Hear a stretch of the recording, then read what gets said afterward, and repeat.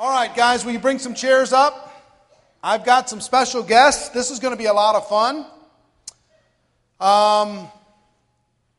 First person I'd like to bring up is a guy I'm just getting to know, but as far as personally, but his reputation in the profession is huge. He currently makes over $200,000 a month.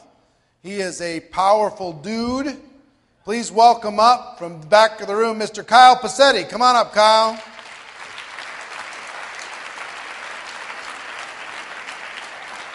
Look at that shirt. Wow. That is a sparkly shirt, man. How are you, brother? Nice to see you. Come on up, have a seat. Next, I'd like to bring up Mr. Robert Hollis. Get up here. Another $1 million a year earner. Do you have pants on? He doesn't have pants. He didn't have pants for our VIP meeting, and he went and bought a pair of pants, and they didn't have them hemmed, so he cut them off with the scissors 30 minutes before the presentation. $1 million a year. What is the deal with the floral shirts? We got the fancy shirt, and we got the Hawaiian shirt. Got to be prepared. Sit down. Next, we're going to bring up my good buddy, Mr. Mike Sims. Come on up, Mike. Another $1 million a year earner.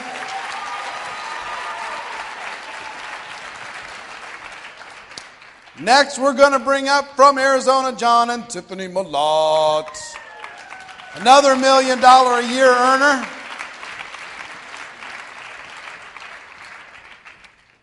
And last but not least, we're bringing up the Denny's.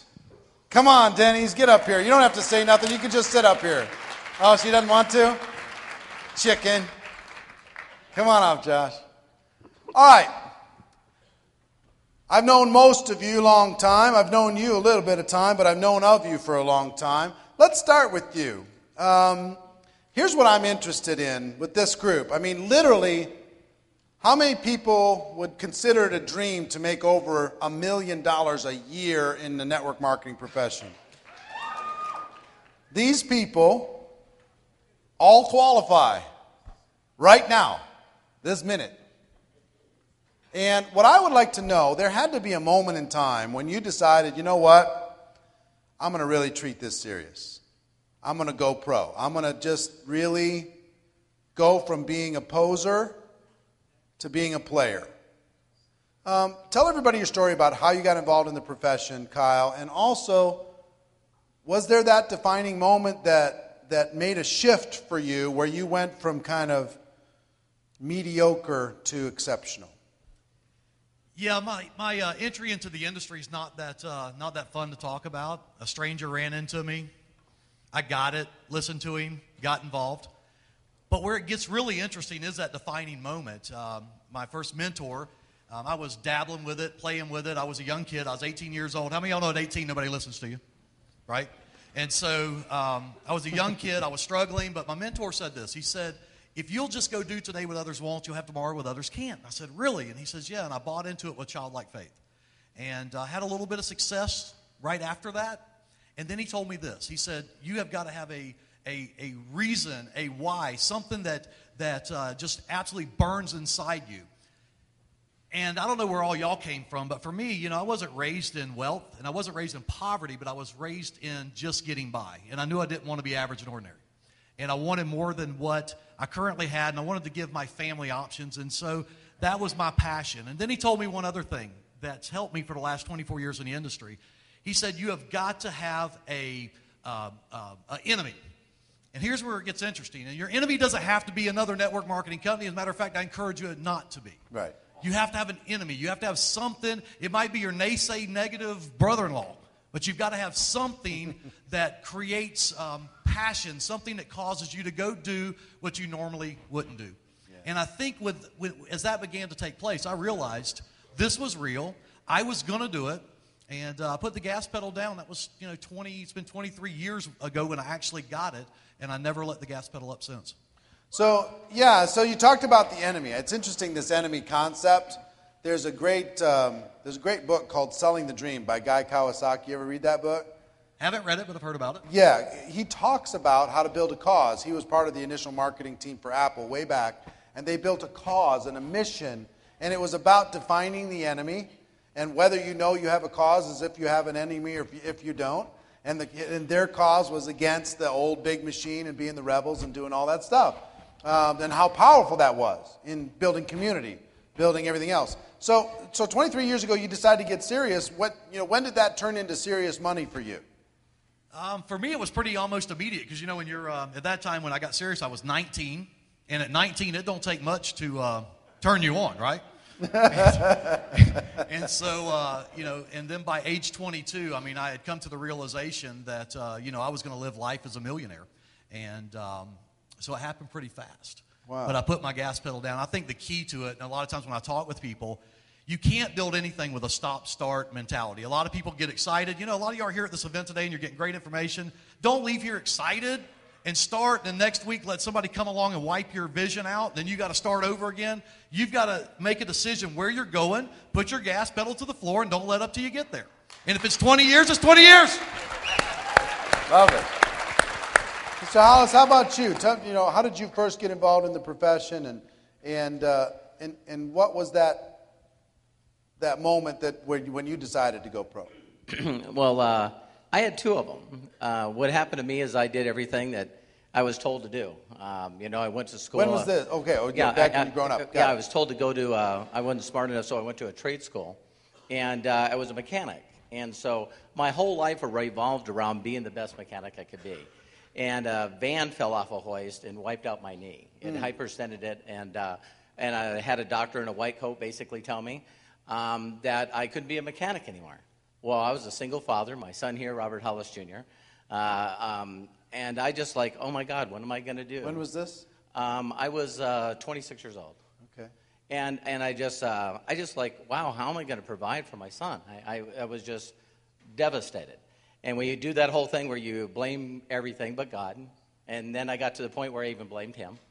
And it got to a point where I tell people when you're so far down, then you got to roll over and look up. And I can remember the day of asking for help. If you guys would stop trying to do this on your own and ask for help, you would not believe how fast your upline wants to help you. If they're not there, keep looking up. Keep going up until you find somebody that will help you. But you got to ask for help.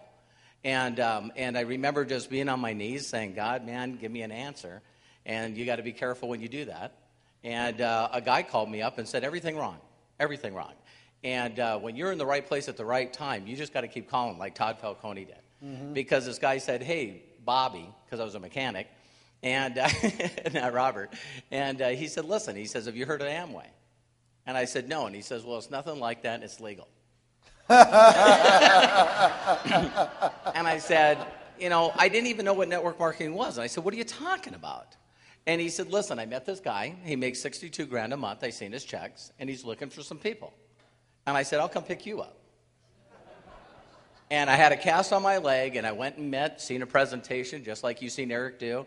This large group of people came from Herbalife over to NSA Juice Plus. Mm-hmm. And I sat in that meeting with my arms crossed, and I just went, man, this is my answer.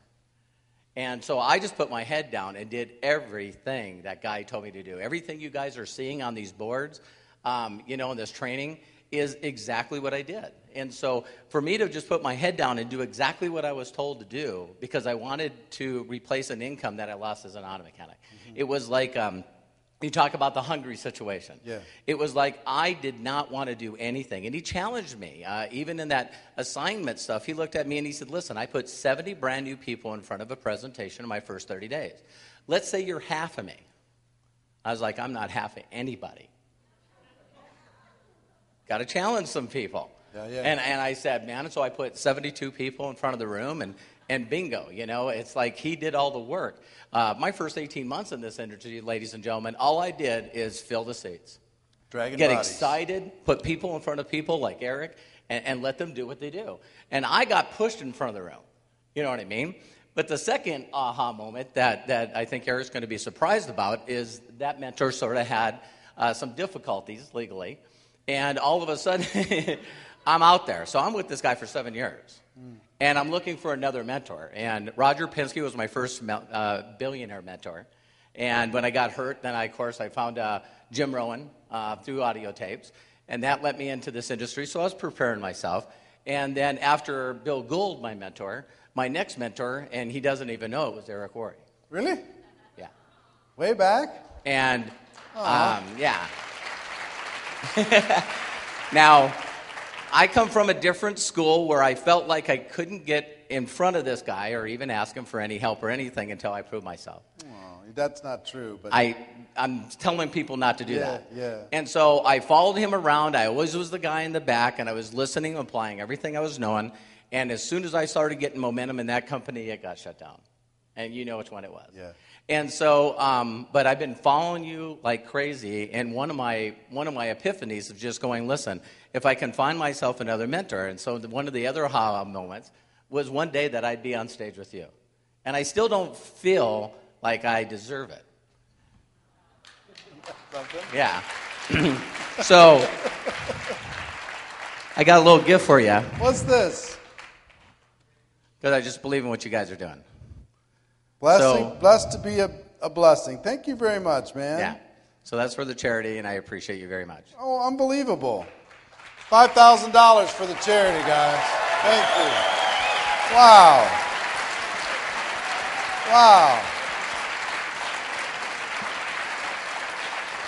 That's awesome. You didn't have to do that, but I will tell you it's a blessing that you're here. Isn't it a humble man who's making $1 million a year? There's so much you can learn from this man, but gosh, I'm blessed to be your friend, buddy. And to correct it, I'm making $2.2 million a year. I'm just saying $1 million plus. Okay. 2.2, and I know you are too. I'm just saying 7 figures. Let's not get touchy, okay? Come on. Build my confidence. I understand. Yeah, when you get to 5 million, maybe you can just come out of your shell just a little bit. Thank you very much. You're welcome. Mike, how about you, buddy? The question was what now? The question, how'd you get involved, and what was the moment when you decided to really go pro? What happened? Of course, I kind of told a story yesterday about how I was introduced to the industry, and it was just kind of happenstance. I saw a gentleman who was dressed very sharp and just striking up a conversation, and he basically invited me to a seminar the following day, and that seminar was 12 hours long, but it was a training on network marketing. I was bitten by the bug. I felt that this was what I was designed to do. When was this? This was back in the year 2001.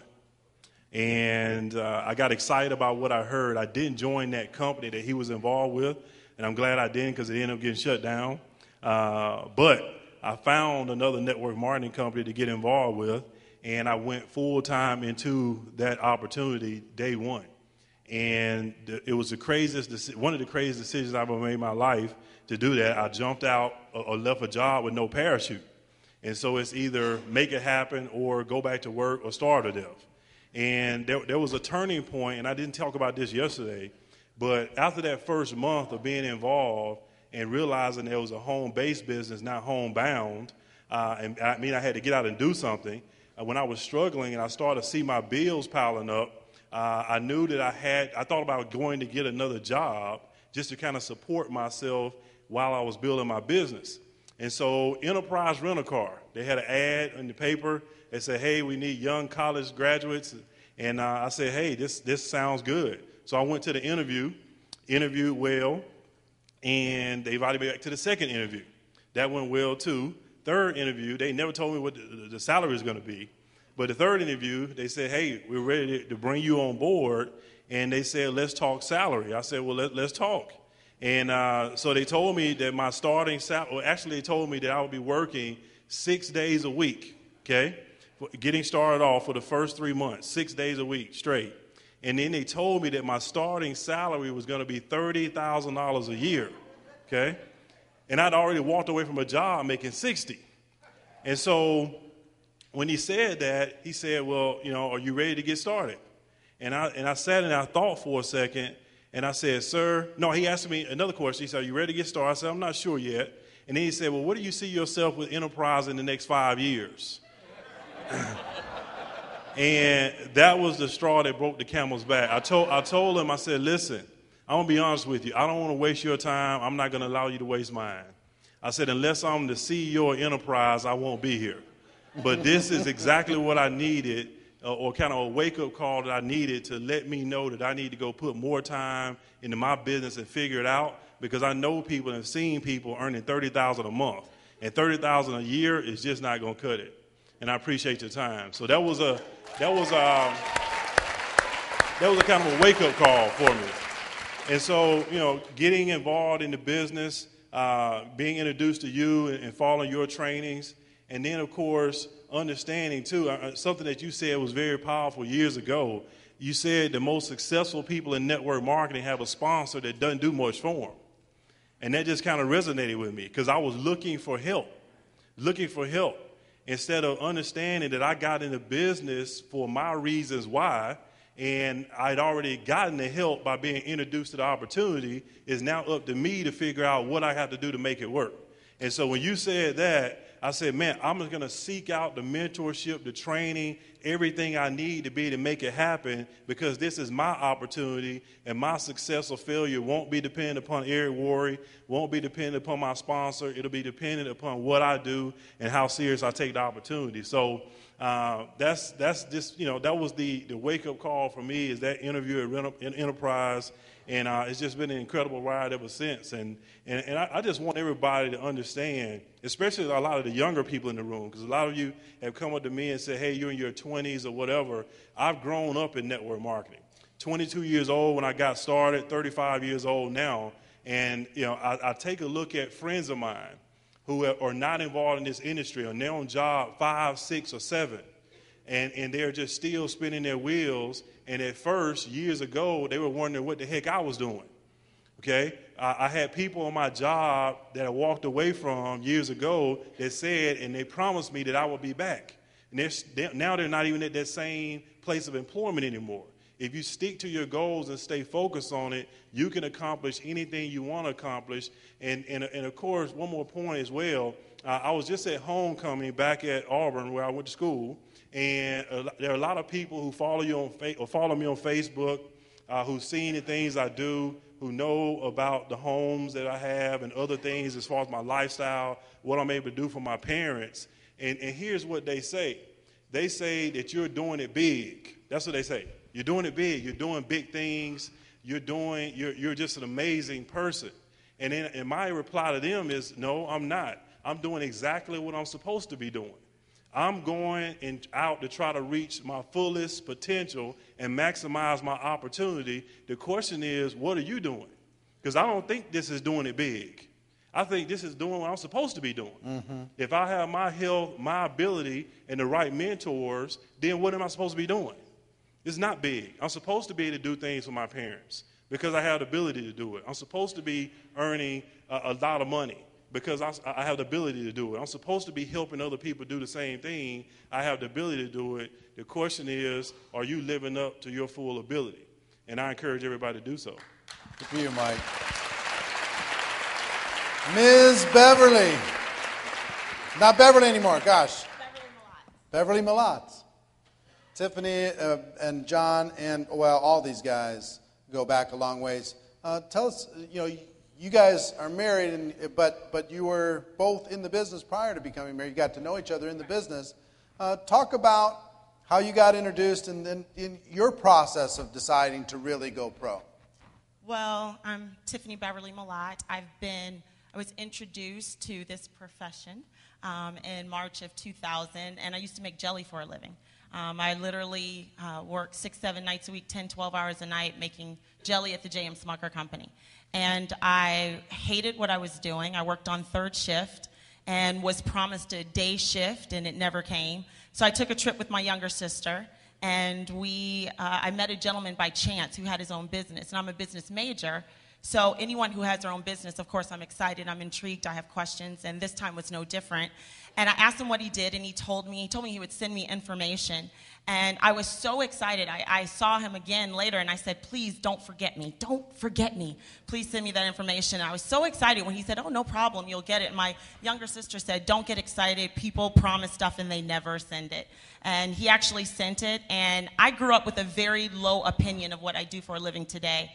But it was something at that time that tugged on me, and I had to go for it. And so I got involved on a very part-time basis, and my first month made an extra $1,000, my second month made an extra $1,500, and by my fifth month I reached the top of that company. And I was making more money part-time from home than I was making jelly. So I walked away from that job in August of 2000, and 3 years later, I had a six-figure income from home. And I'm only sharing that because I don't want anyone to think that he made it for me. Just have to clarify some things. People have a tendency to make assumptions, so just want to make sure that doesn't happen. And but actually, we met in the business.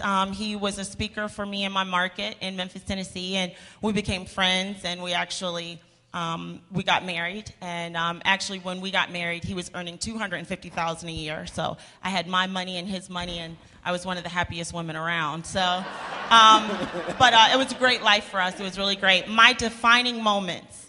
The first one was a year after I'd been involved with that opportunity.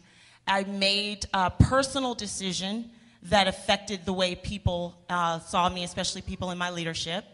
And it was suggested to me because of this decision that I actually leave the industry, that people would no longer respect me. I proved that I wasn't a leader. I didn't have the character. And people told, I had one person in particular was very adamant about me leaving the industry.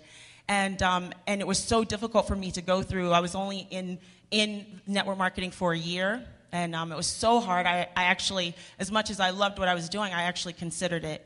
But I got a phone call from you, and you told me that, I'm sorry.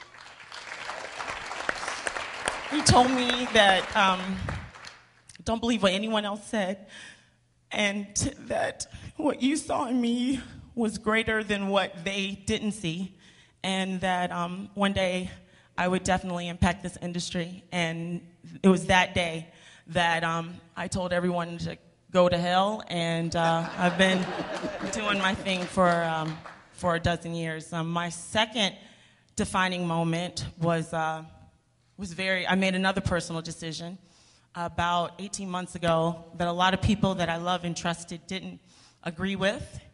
And I got backlash that I never, ever imagined I would get for my decision.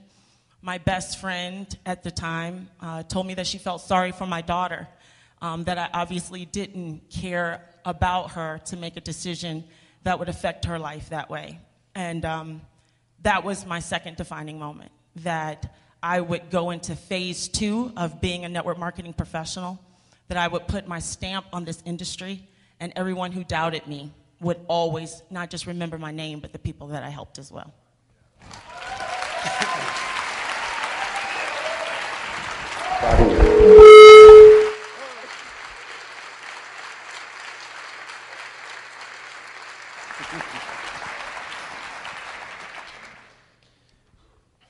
I got the best end of that deal, by the way.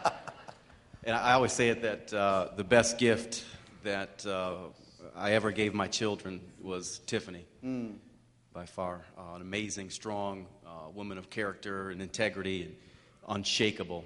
And the kind of role model, the kind of example that young women, I believe, really desperately need in our society. So anyhow, how I got involved in the industry, I was a mess, man. I was in bad shape. I as a young person, I was way off track. I had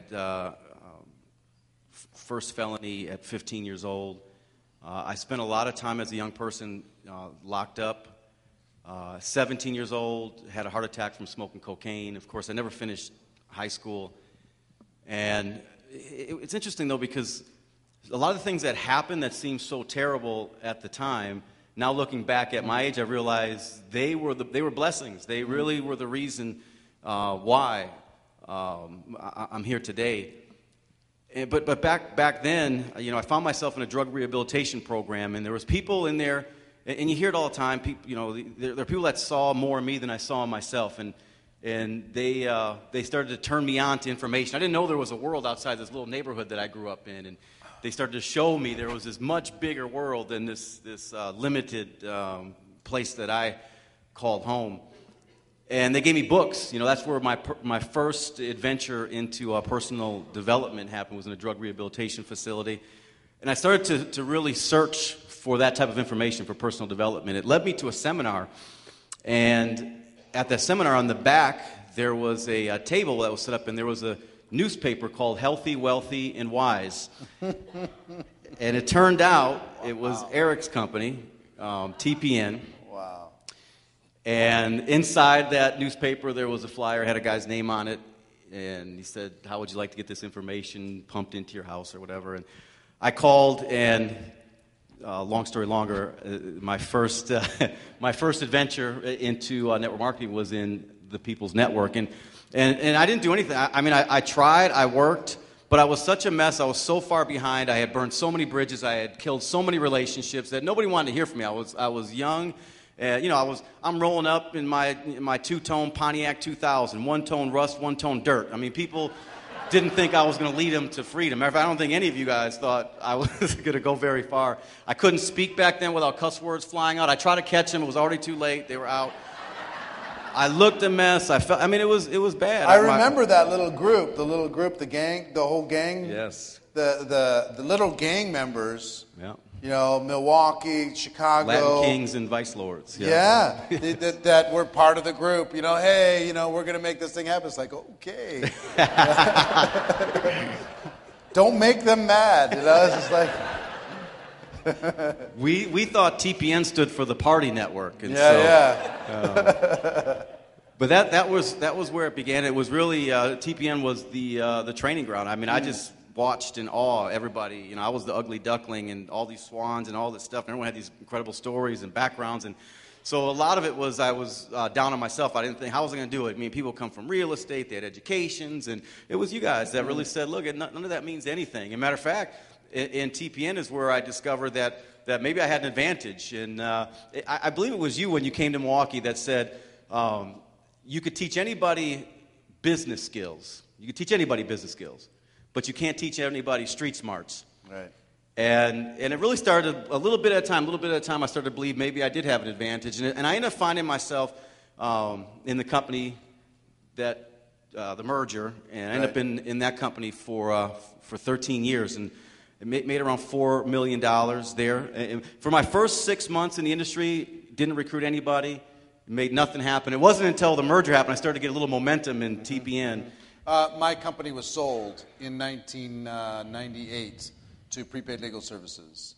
So the companies merged together, and the organization from TPN ended up being, 95% of their sales today, something like that, comes from the old sales group that was merged into that company. So that's kind of the old, long histories of how we got to know each other.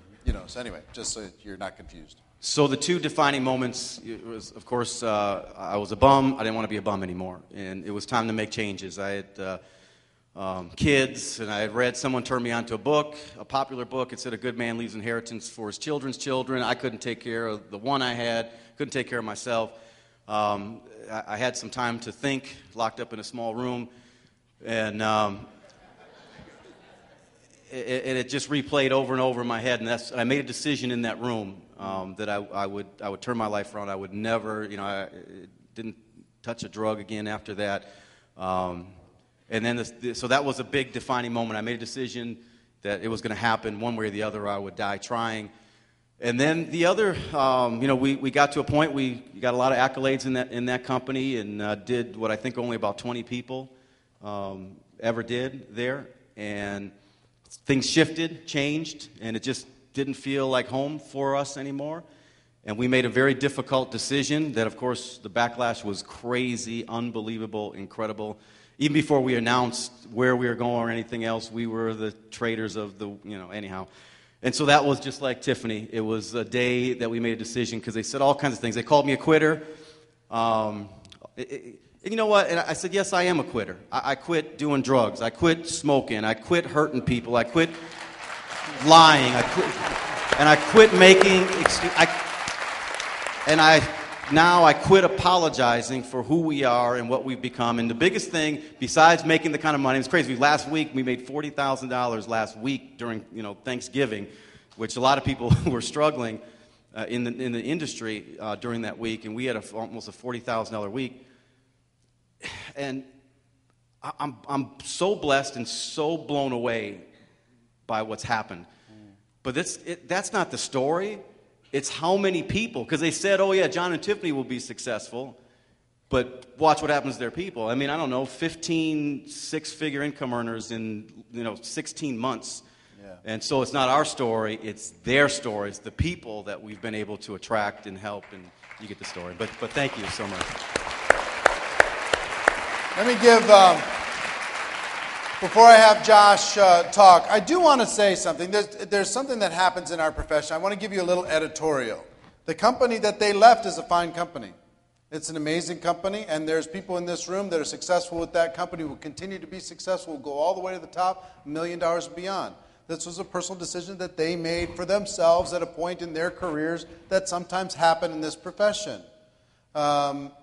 Most of these people aren't at the first company that they joined. Or, how many companies have you been involved with? 7. 14. 3. 2. 3. So there are things that happen. 3 or 4, whatever. There are things that happen from time to time.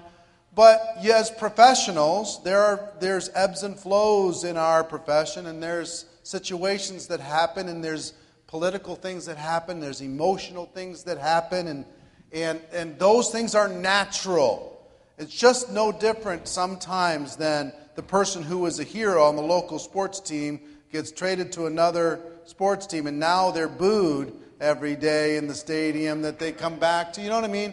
So it's emotional, it's hard sometimes, but I just want you to know that there's no good or bad with any of these different opportunities. You can go all the way to the top where you are right this second. You don't need a shift in order to be able to do that. But if a circumstance comes up, or a company blows up, or there's an integrity issue, or something happens, then your skills will still take care of you. Your skills will still make a place for you. So I just want to make sure that everybody has kind of a solid understanding of that. Fair enough? All right, good. Josh.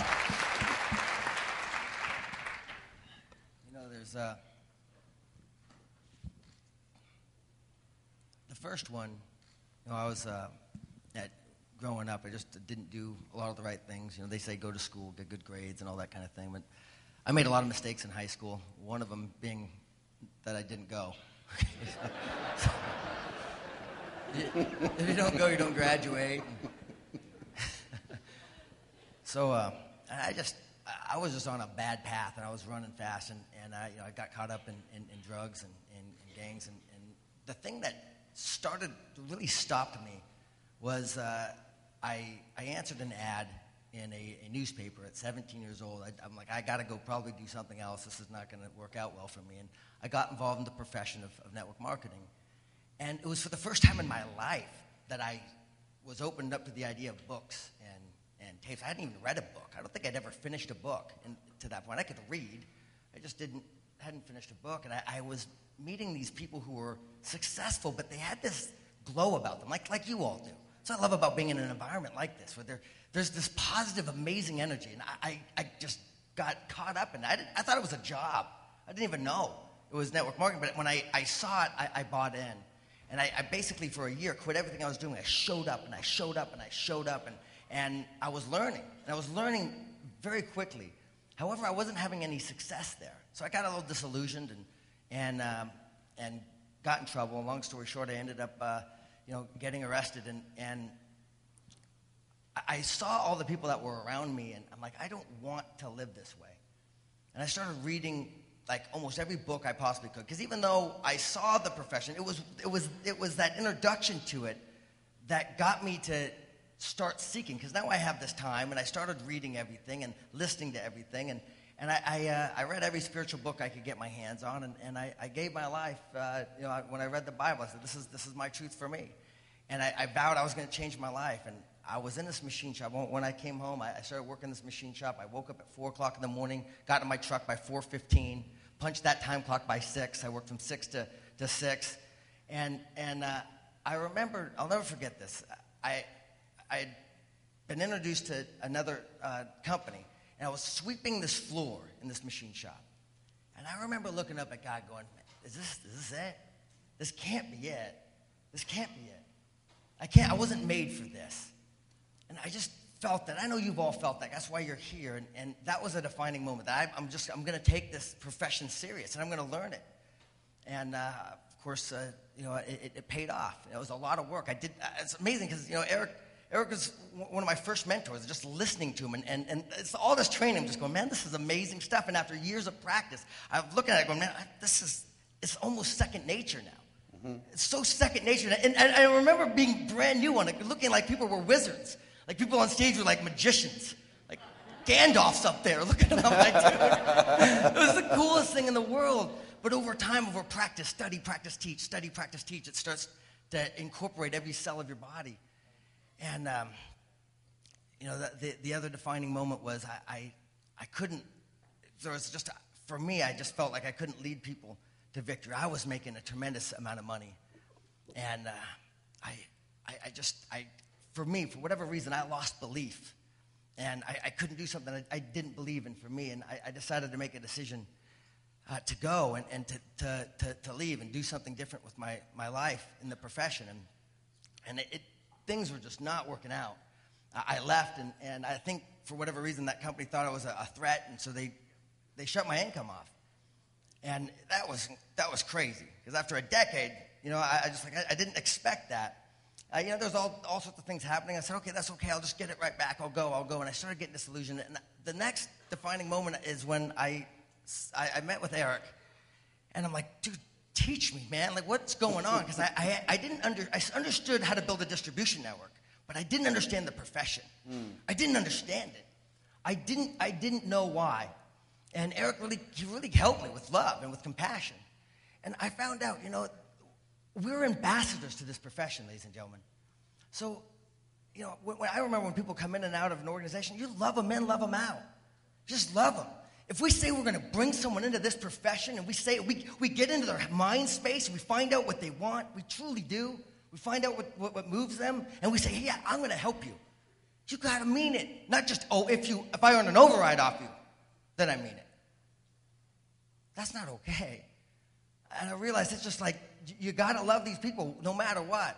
And I found that compassion with Eric. He's like, look, man, this is the profession. You love people. Why are you going after this? To help people win. To help people really accomplish their goals and their dreams no matter what. Whether it's with you or it's with someone else. I felt the same compassion with Robert Hollis. Him and I working, and I met with him, and he's like, look, this is it. Love me in, love me out. And that was a defining moment going, you know what, no matter what, if I have the blessing and opportunity to work with somebody, I'm going to love them regardless. I'm going to do everything I can to help them, whether they happen to be a part of something that I'm earning income off of or not. And that's about being an ambassador to this profession. When someone leaves you and they say, man, I love you. I know maybe it wasn't for them, that particular thing, but I am passionate about this industry because I met your name. And so that's my...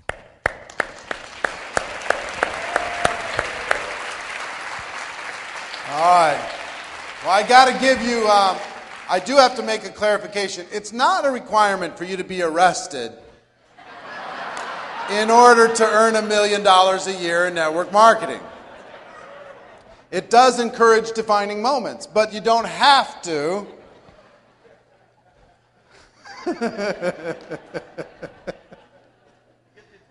It gives you time to think, yeah.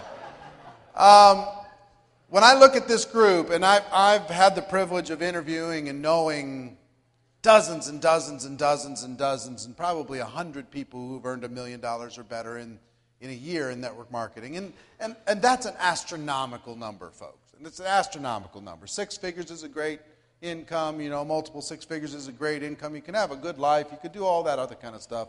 But $1 million, there's a unique kind of characteristic within the group of people that have figured out a way to get to 7 figures or better.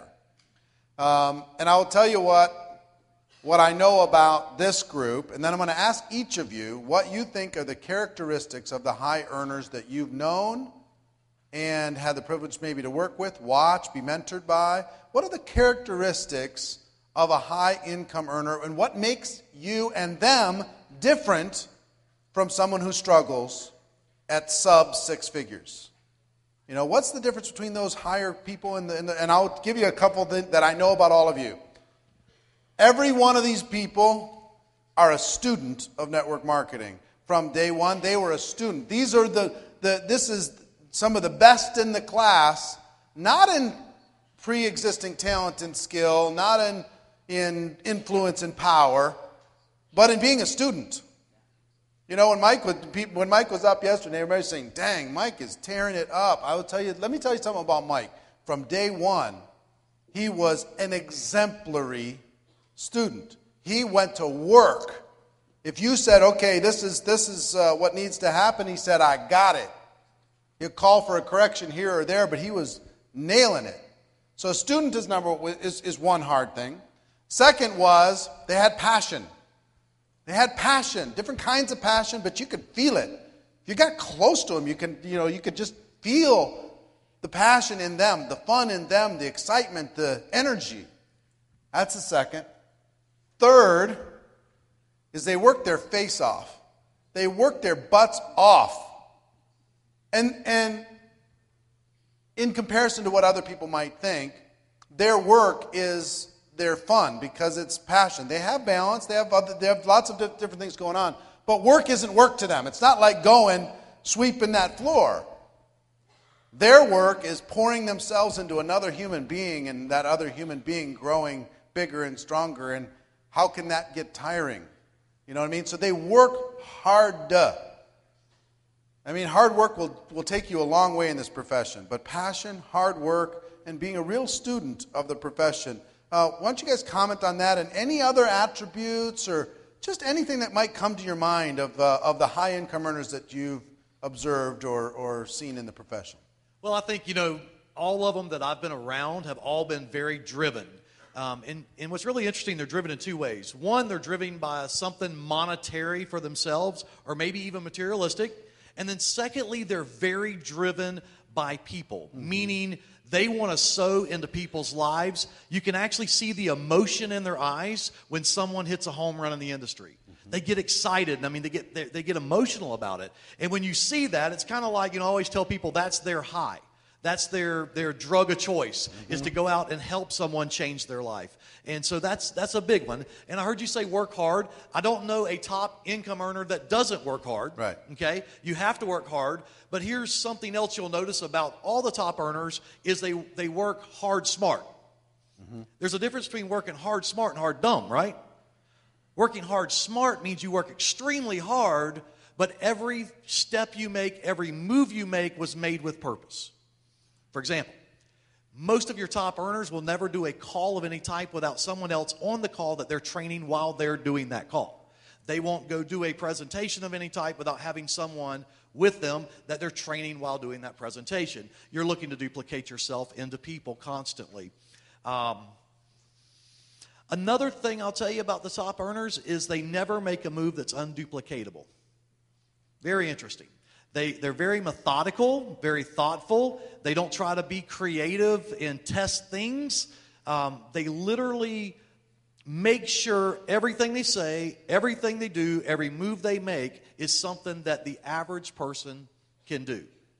You see, this isn't an industry about all of us are special, but it's not about the special people who only have big degrees. Listen, I ain't got nothing behind my name but JR, and that's because my dad's senior, okay? I don't have big degrees. And most of these guys bailed out of high school too, yeah?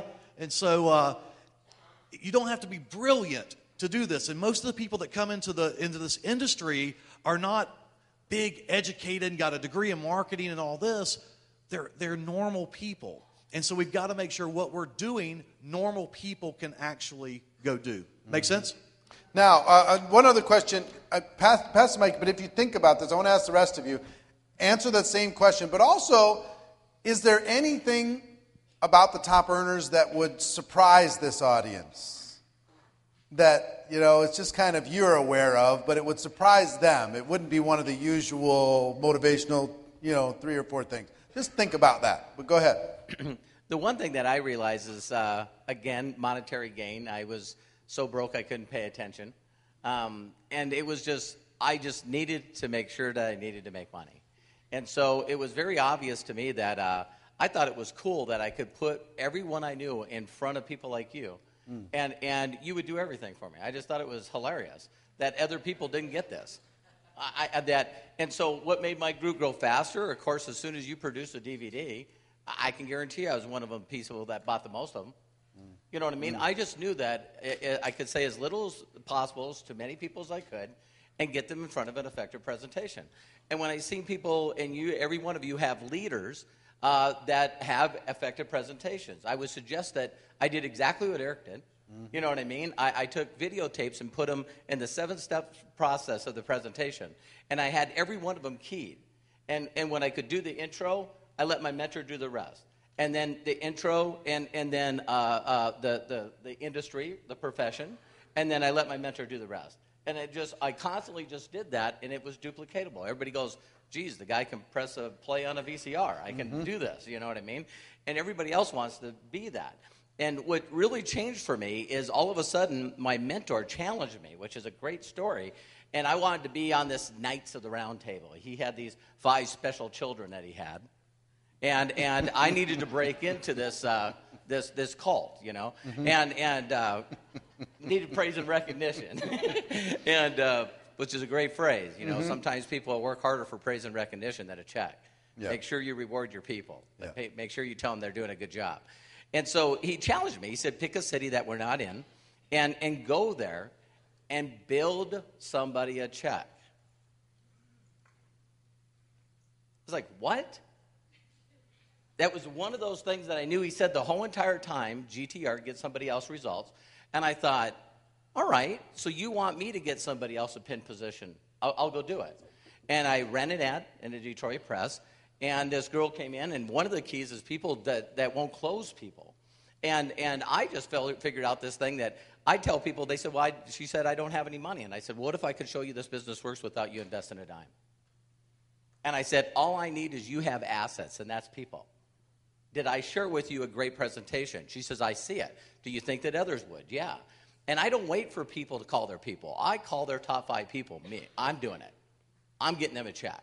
I'm better on the phone than they are. And I'm not scared. So that's how, when I said my numbers, I drive deep very, very fast. I'm looking for a player, and sometimes it's 4 or 5 levels deep. And you better do this fast. The clock is clicking. And so she brings in her boyfriend, and he brings in his twin brother. And I moved into their apartment, and I built them a check. I drove them to the top of that company as fast as I could, and I showed them exactly what I did, exactly the stuff that you seen Eric share. It's amazing watching Eric go through this stuff and go, my God, this is the same stuff 20-plus years ago. Why would you do something different if this works? That works. You know, so look at all the people in the room that are listening to this stuff, and I think some of the people that have been around Eric a long time goes, is he just going to keep teaching the same stuff? As long as everyone in this room is not multimillionaires, we'll just keep teaching the same stuff. Yeah. You got it. And I drove those 2 people to the top of the comp plan, and then we had a company switch, and we made a decision to leave that company. When I hear the stories of these people here, man, I love you and I support you. There's nothing better than making a good decision for you. Yeah. And so me and those 2 identical twins decided to start a small company called ACN. And that's been going for over 20 years. And so if you take personal time to help somebody get results and keep building them, it's amazing because I don't have a clue how many people ACN's touched in the last 20 years. And it's because I ran an ad, and I took the time to move into an apartment with 2 twins and show them how to do what Eric showed you to do today. Awesome. So help other people. Jim Rowan said, in closing with that, is I remember, you know, you hear these statements, you know, and they don't click, but I promise you, if you keep studying, they'll click. And I remember listening to a Jim Rowan deal, and he said, you know, God rest his soul, what a great man, what a great philosopher. And I love to share the story that you shared. If he had videos of everything he did online. And that's why Eric got motivated to do what he did, and it inspired me to do the same thing. I have over 200 hours of free training online. Yep. And that's what I love to do. And so, just Google Robert Hollis. But the whole point is you inspired me to do that. Awesome. And it was because of something that Jim Rohn said. And Jim Rohn said, listen, when people tell their testimonial or write their testimonial, if your name shows up in it, when you hear someone tell their testimonial, or they're sharing their testimonial, and your name pops up. So now I have testimonials of my 30 and my 20-year-old. And that's when you know you're starting to figure this out, is when you can get your children successful. Yeah. And if you can't, don't be too disappointed. And let me It's share okay. the secret. Hey, let me share the secret on how you do it. I showed up in La Jolla a couple weekends ago. Eric's looking at me like, what are you doing here? And I said, expert from afar. I'm putting my sons in front of a trainer I trust. Awesome. Because they'll listen to him. They won't listen to me. All right, Mike Sims. One of the characteristics of top earners that I think, and I guess I'm speaking on behalf of myself, I don't know what everybody else thinks, but when you get to a certain point, it's not even about the money anymore. Because I find now, even at 35, the older I get, the less and less stuff is really, really important. I mean, once you do the cars and the homes and things of that nature, I mean, there's other things that are more important, and it's all about helping other people. I know how this industry has blessed my life from a financial standpoint and what I've been able to do for my family, that it's not even about the money. It's about wishing that for everybody else. And so that's one, because a lot of people think that, hey, when you get to the millions of dollars in income, it's just all materialistic. I mean, after so many things, I mean, what else can you do? Unless you get $1 billion, then, of course, we can really do some stuff. But anyway, but a couple of things. Gentleman to the far right mentioned a lot of words, and I'll give you 4 words that you must have in your vocabulary, in your being, to be successful in this industry. Number 1, inspire. That's my favorite word in the dictionary. And, of course, breaking that word down, inspire means breath. And, of course, you want to be an inspiration to everyone that you come in contact with. This is serious business when you have this microphone in your hand and other people listening to you. So when people see you coming, are they excited to see you coming because you're going to inspire them, or are they running away because they're afraid that you're going to expire them? Okay?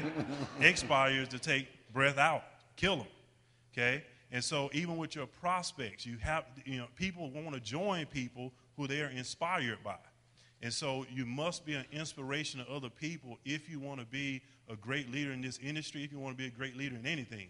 Your household, whatever it is, you got to breathe life into everybody around you. You never want to be someone who takes life out of people.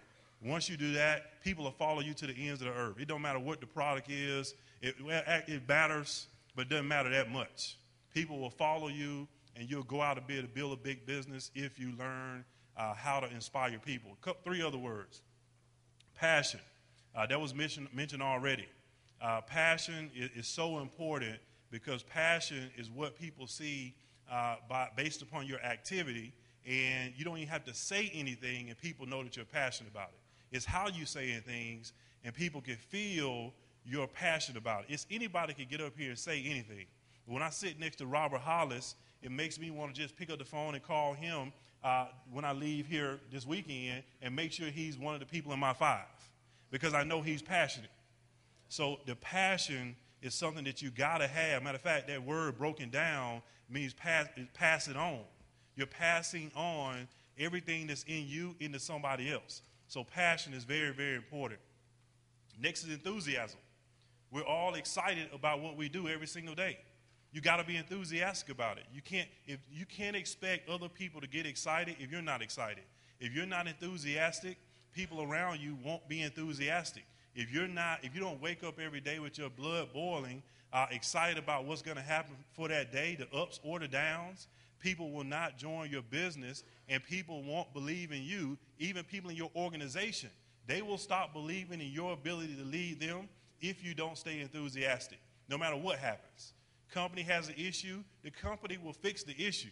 You just can't let your enthusiasm die, because as soon as that dies, it's over. It is over. You might want to find something else to do because this profession is not for you. It just won't work. Won't work at all. Last word is conviction.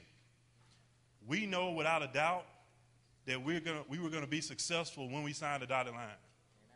We do it. I knew it. When I went to my first meeting, I said, I'm going to be walking across the stage. Matter of fact, my first testimonial, they invited me up to the stage, and I was surprised. I hit, it was a position called director or something like that. And they said, hey, we want you to come up and give a testimonial. I didn't even really know what to say, but here was my testimonial. It was in Atlanta, Georgia, at the Waverly Hotel. I said, my name is Mike Sims. I've been involved in the company now for 4 months. I'm excited about hitting the position of director. Most of you in here don't know my name, but you will because I'm going to be walking across this stage so many times you'll never forget it. Okay? That was my testimonial. Conviction. I didn't have any doubt about it. I had no doubt whatsoever that I was going to be one of the major players in this industry, and then it was validated by people like Eric Ward, by other leaders. I listened to Tiffany Malott and John Malott in the past as well, and was inspired by them. I knew it without a shadow of a doubt, and if you have any ounce of doubt, you're out. You won't be successful, and people won't buy into you because they don't feel like they can count on you because you're too weak. Because they don't think that you're in the deal totally yet. Matter of fact, if we think about conviction and we think about our court system, okay, if someone is going to be convicted of a crime, these guys can tell you about that. But if somebody is going to be convicted of a crime, if somebody's going to be convicted of a crime, in most cases you have to be convicted beyond a reasonable doubt. Okay? So if the FBI right now, they came in here and they took all of us to jail. They incarcerated us and said, okay, trial one by one. Let's see who in this room is guilty of being a network marketing professional. Would you be convicted beyond a reasonable doubt? See, me and everybody else up on this stage and the other top earners in this room, they'll be guilty because here's how it'll go. They'll put Robert Hollis or anybody else on this stage on the witness stand, and they'll say, hey, this is what we got on him. We've got him, we got recordings of him on the phone 2 or 3 times a week. 2 or 3 times a week, leading other people into this profession. Okay? He's got stuff in his car. Okay?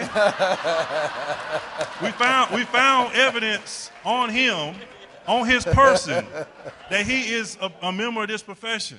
Okay? We got all kinds. He's traveling to events. He's going all around the world. We've been watching him, his every move. There's no doubt about it. Matter of fact, with the best thing you can have in a court of law, if you're trying to convict somebody, is eyewitnesses. He's got a lot of eyewitnesses. We got a lot of eyewitnesses that he's a member of this profession. Now, if you put somebody else who's undecided on the witness stand, they say, hey, we got them on one call, or actually, we found them at this event, but they just in the wrong place at the wrong time. Okay? Because when they go home, we have no call logs, nothing. They've never been to another event. Their family doesn't know they're in it. No, right. Exactly. No eyewitnesses whatsoever. No nothing. So nobody even knows that you're in this profession. There's nothing wrong with being a network marketing professional, and if you understand the power, inspiration, passion, conviction, and enthusiasm, your whole life can change because of this profession. And I just wish that for everybody. I mean, people just don't understand how good it is to be able to do this on a daily basis. All right, Tiffany. And we've been really good on time all weekend. We're going to go about 10 minutes after 5, but we'll start the evening session at 10 minutes after 7. We'll give you a full 2 hours during the evening break, but I want you to be able to hear this from everybody, okay? Is that worthwhile? All right, fantastic. For me, what I think all successful people in network marketing have in common, it's a few things. I think the first thing we have to look at is that they are successful. And there are different types of people. When we say successful, we're probably talking about people who are top income earners, who make a lot of money. And the first thing is they are attractive. And it doesn't mean they're physically attractive. It means that they are attractive where they can attract and draw people to them. And that's very important. And they may not attract you, but they're attracting other people. They're attracting somebody. Because there are people in this profession that would never attract me. I could not be around them, but they are attracting someone. And they are working on being attractive. So they are attractive, which makes them leaders, and people are following them. So I'm going to go strictly technical on you, and I'm not going to do the motivational speech. I'm going to do strictly technical, because it's important that you understand. Because for me, for the years that I was in this, I would look at some people and be like, I can't even believe people are following them, right? It's true. I know some of you are thinking it. Some of you are thinking about some of the people up here, right? And no, I'm just kidding. But no, really, because I know we asked ourselves that, and you're sitting there and you know you're attractive, you speak well, you're articulate, you've done that, and you're asking yourself, how is it them and how is it not me? Because I asked myself, and maybe you didn't ask, but some of you did. I mean, would you guys be honest and ask, how are some of these people making the money and why am I not? These people are attractive, and they are attractive to the people who, they are attracting people. And you have to understand that successful people attract people. Now, they attract people who are like them, and they work on being attractive. The second thing is they are solution oriented. They are professional problem solvers. And what you have to understand is the reason why they're successful is because they are hit with problems every single day. Personal problems, problems in their business, problems in their lives, problems with their team, problems with getting a venue, with the comp plan, but they always solve the problem. And that is what successful people do. The reason why a lot of people are unsuccessful is because they get a problem and they fall apart. They fall apart and they don't solve the problem, and they never learn to teach others to solve a problem. So I personally believe they're attractive and they're professional problem solvers. They're solution oriented. The third thing is they aren't blamers. They never blame anybody. They take nothing but responsibility for themselves. It's always them. And it could not be them, but they will take responsibility, because even if it wasn't their fault, they realize there's probably something they could do better to make sure it didn't happen or it happens better the next time. So they completely take responsibility. They are not blamers and complainers and moochers and looters. They are definitely, they take responsibility. And, the fourth and final thing is I think they just don't give a damn what anybody else thinks. I really do. I think they get to a point, and that's what successful people do. They just don't care anymore.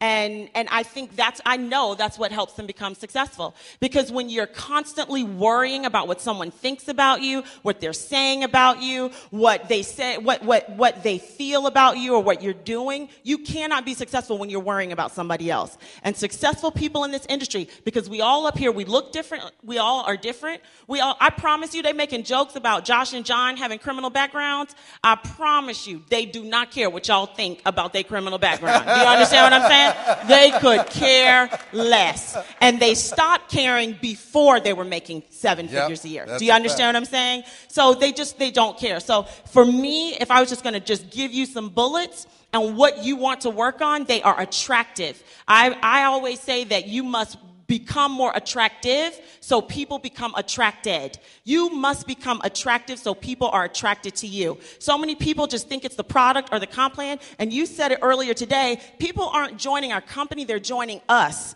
They're joining us. I promise you that. And that's why there's some people who others look at and they think they're an inferior deal or an inferior company with an inferior comp plan or a silly product, but they got a massive organization. It's because they are attractive people. And those people are attracted to them regardless of the comp plan, regardless of the product or service. They are attractive. So you, number one, have to become attractive. You have to stop blaming. You have to become professional problem solvers. And you just got to stop caring what anybody else has to say about you.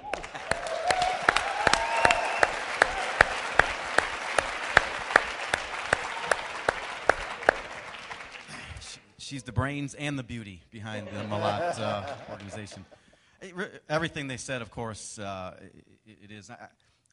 It wasn't that long ago that I realized there was one, and I'm going to articulate it the best I can, that I find that people that go to the top, they have this ability to hold on to two contradictory beliefs at the same time. And those two contradictory beliefs, it's faith and it's facts. And here's what I mean by that. It's easy to have faith when everything's great. You know, we're all hallelujah when, you know, the bank account looks good and the kids are behaving and everything's great. Everyone's faithful then. It's more difficult to have faith when you go to the ATM and you got to pray over the ATM to get $20 out of the thing. Some of you know what I'm talking about. And it's difficult to have faith when you start a business and you think everybody's going to join and everybody's shutting you down, calling you names, and thinks you're crazy. So what I found is that the most successful people are able to hold on to these two beliefs. Here, and for me, I see it now. Again, it's easy to see it from this vantage point, but it was difficult to see it when I was going through. But I realize now the reason we got through so many things is because, first off, the fact was, yes, I didn't have a high school education, but I had the faith that one day I would be educated. I would get my education in this industry. The fact was, yes, I was a drug addict who had a heart attack from smoking cocaine, but I had faith that one day I would save other people. I'd help other people to not go through the same things that I went through. That we would clear the path with the machete so other people could get on it and wouldn't be subjected to the things that we were subjected to. You guys with me? The fact was I had a crappy car, but the faith was one day I'd be rolling in, one of the cars that are in the driveway today. So those were the two contradictory beliefs that I think most successful people somehow hang on to. We're all dealing with stuff. Whether it's divorces or health issues or financial issues. The difference is some people know that's the fact of the situation, but I'm rolling regardless. I'm going regardless. I cannot use my responsibilities as the excuse not to be successful. It's time to start using my responsibilities as the reason to become successful. Yes, I got kids. That doesn't mean I'm going to use them as I can't go to the presentation. I can't, we got a crazy 3-year-old tangled up, incredible, beautiful, wild child. And we take her everywhere with us. It'd be real easy to say, look, we couldn't be here this weekend. We're in the Cayman Islands, and then we got to go to Florida on Monday, and then the Virgin. Oh, I guess it doesn't sound so bad now that I'm saying it, Virgin Islands. But in the airport, like Cody will have a meltdown in the middle of security, and it'd be easy to say, look, we couldn't make this trip because we were already on that side of the country to come all the way back here to get. This, it would have been easy to say, look, we're going to hang out in the Cayman Islands and we're just going to go and we'll catch you the next one. But again, it was that faith and using our I never want to look Cody in the eye later on or any of my girls. My oldest daughter, she went through hell with me. She was in the house when I was being arrested.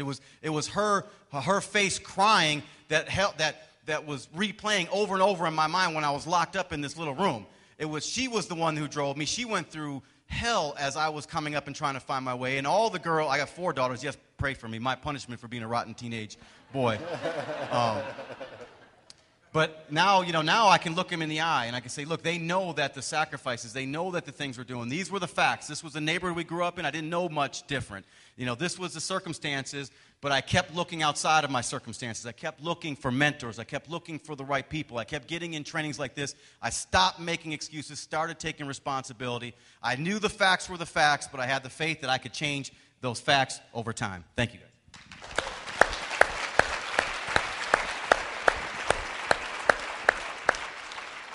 2 quick things. One is, and everyone set it up here, but they visualize where they're going to be. It's so important. I can just tell you where my wife and I were 16 months ago. 16 months ago, we were on food stamps. We'd just it was not a good experience. I was getting evicted out of my place. I had no money. Nothing left. My last car I was hiding because it was about to get repossessed. I'd sold my watches. I'd sold all my stuff. My wife had sold her wedding ring to pay rent. And, we at the time she was pregnant with her second daughter, and our oldest daughter was just about 1 year old. And here's the thing. It's like I didn't, for a moment, let that mess with my head. And I thank God that my wife was with me the whole time with that whole situation. It's like, look, we're getting kicked out on the street. It's like, all right, well, we're going to start living in a motel while we're building a business. We're just going to maintain it. We're going to keep going. And I actually did a recording of this. I videoed it when I was sitting in my car that was about to get taken. My actual cell phone was actually off at the time. It's all I had left. And you know, when you're in that position, it's the only thing that you want to maintain is the cell phone, because that's your access. But you know, I heard Eric say, it's like, look, if you can't defend it, promote it. I promote it. I said, look, this is where I'm at right now, but this is where I'm going. And I went that with everyone. I just went with fever. All the stuff that you learned this weekend, that was it. Visualized it, and where I'm going to be. That's what you need to do. Visualize it. See the end result. See where you're going. The second thing is get people better than you. The best person, and I think my best victory in this profession is my wife. I've definitely recruited up in that category in a major way, because she stuck with me that whole time. Wedding ring, no problem. You know, what you want to go, we live in a motel, no problem. Let's just do it. Let's do it. And recruit up. I mean, there's just so many people that are better than me in this business that I just went to with fever. Just check this out and got out of the way and followed the process. I mean, being around John and Tiffany is amazing. I mean, they're always thinking about the future. They're always creating it. They're solid about making certain that everyone's taken care of. They care about their people. They care about the future for everyone who comes in the organization. So being around them is amazing. And just, if you're worried about people, there's so many other people out there. Just go after them. Go after the people that hey, you think they're the most successful people. They're the most influential people. Don't be afraid. Use the skills you learned and the information you got from this amazing event, and just apply it. And keep applying it. Keep applying it. Keep applying it with faith and with conviction, and understanding that where you want to go, what you see in your mind, will become your reality very soon. I'm looking forward to your success. Thank you. Thank you. All right. Yeah, go ahead. As I heard all these leaders talking, there was one that really came to me, because as I was telling Eric that, you know, I want each and every one of you to know that if you feel like you're not worthy, that usually hardly ever goes away. You just got to learn to do it anyway. Mm. And because when I find leaders, it's funny, because now that I'm teaching people how to do videos, and I remember when Eric first put up Network Marketing Pro, and I had two thoughts simultaneously, is I can't believe someone beat me to it. But then I used it as inspiration that if he could do it, I could do it. Yeah, a lot of people. And I guarantee you, every level that you step up in your life, you go through all the weird feelings again. And I've been so blessed to do so well financially that I got a great salesperson in my life, my wife. And she said, when we moved to California, we always wanted to live in Newport Coast. It's where Vanessa Bryant lives. Mm-hmm. And yeah, he visits now. And these are the most exclusive homes in Pelican Hill. And my wife said, you told me if I sacrifice, we'd get a home here. And we have a home there. Mm. And it looks over the whole ocean. It's beautiful. Joss has been there. And my wife, I did that because my wife put up with a lot of stuff. And as soon as I moved there, they give me this, exclusive thing to go to the Pelican Hill stuff. And I'm a network marketing professional. But these people make a lot of money. And right away, I had to deal with that all over again. Mm. And because I put myself around a bunch of people that make me look like I'm not making any money. Mm-hmm. I'm making good money. And it's like ridiculous of the homes there. Mm-hmm. And so I remember going into the restaurant one time, and I don't know what it was. I just had to get over it. And this guy looked at me right in the face, and he says, what do you do? I see you around here all the time. And I said, well, you ever heard of those pyramid things? And he said, yeah. And I said, you ever hear the guy at the top makes all the money? And he goes, yeah. I go, I'm that guy.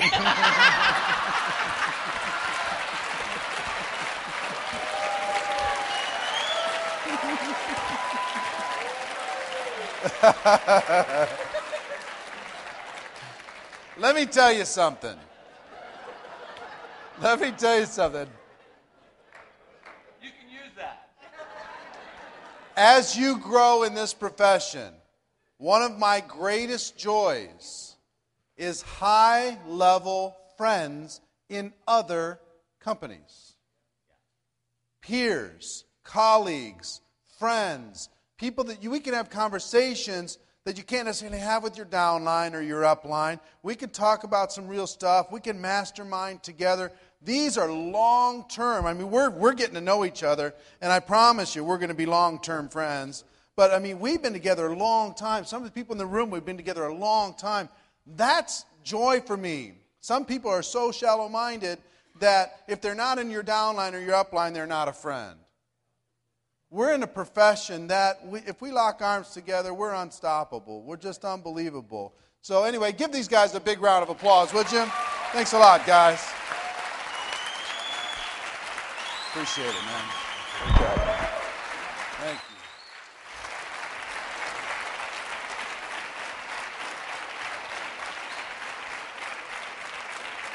All right, sit down for just one moment, one quick moment. I've got one quick thing. We're going to end this session at 5:15. We're going to come back with Nick Sarnicola and the evening session at 7:15. It's a shorter session tonight, 2-hour session tonight. Very powerful session tonight. Make sure you're back on time. But before I do that, Ace Fair, come here. Ace Fair, come here. Come here.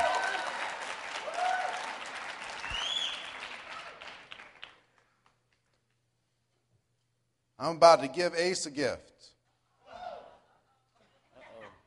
Here's the gift. This guy's a 6-figure earner in network marketing. We've been friends a long time. It's time for you to stop being a 6-figure earner. You're more powerful than that. He went through some big difficulties this last year. Lost his father. Thanks, man. And I see $1 million earner in this guy. You ready? Yeah, man. Yeah, man. Thanks, brother.